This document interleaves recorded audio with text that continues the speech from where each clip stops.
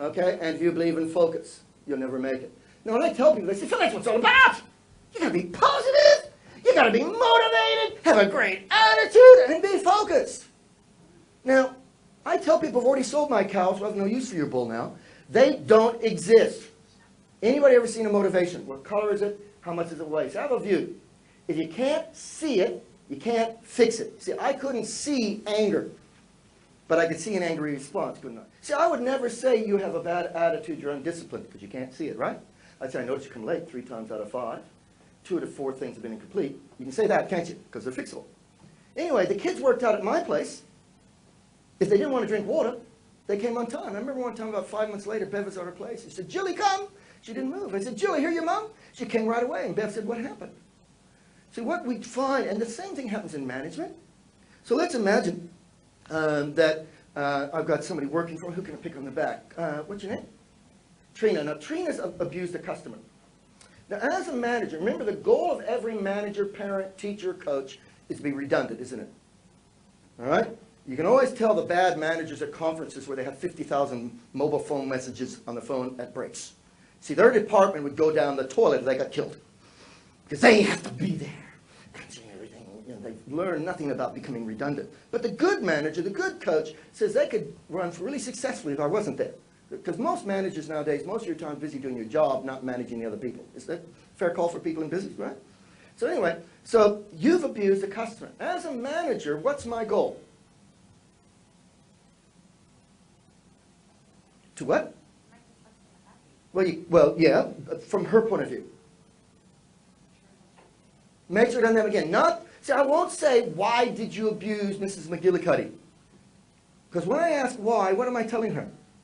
Please give them the mitigating circumstance. It might possibly be okay. I love it when a teacher said, didn't you know? No, I didn't know. No, I didn't know. Now, I'll come back to you in a second. You see, remember he said before, I'm only worried about this? What most probably is going to happen is she's going to give me an excuse about the past.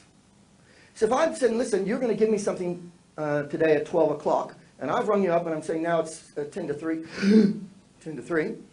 He started late. Not my fault, Margaret. Anyway, at 10 to 3, how do I know she didn't mean to get it to me on time when I've rung her up? Because I rang her up and said, look, where's it? She said, oh, you wouldn't believe the computer broke down? And he let me down? How do I know she didn't mean to get it to me on time? She didn't talk about anything about fixing it, did she?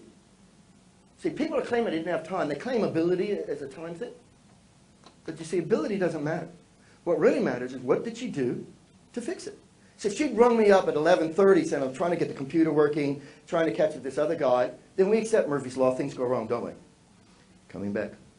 You abused Mrs. McGillicuddy. Oh, you don't understand. She's a customer from hell. And that other staff member, she'd abused me.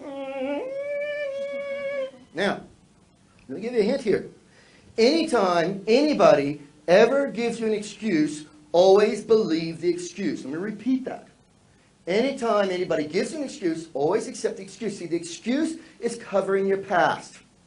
It's like being buck naked, you only have one sandwich board. Once you cover your bum, front's exposed. All right? You can't do both. All right? Now, so she's told me, customer from hell, other staff member abused her. Now, I'm going to believe her. But before getting into this, in IR, and it doesn't matter what relation rules you have, if you admit you cannot fulfill a genuine occupational requirement, you've just self-dismissed, haven't you? Correct? Every time. If you hire me as an IT consultant and say, look, I know nothing about computers, I've self-dismissed, right? You hire me as a mechanic, and I know nothing about motors. I've self-dismissed, haven't I? All right? It's an instant thing. So I'm going to say, look, I really appreciate your honesty, the way you've self-dismissed. So what? Well, what you're telling me, unless we have perfect staff and perfect customers, you can't be trusted in front of them. See, Billy Graham said, don't look for the perfect church and never find it, but if you do find it, don't join it because it won't be perfect.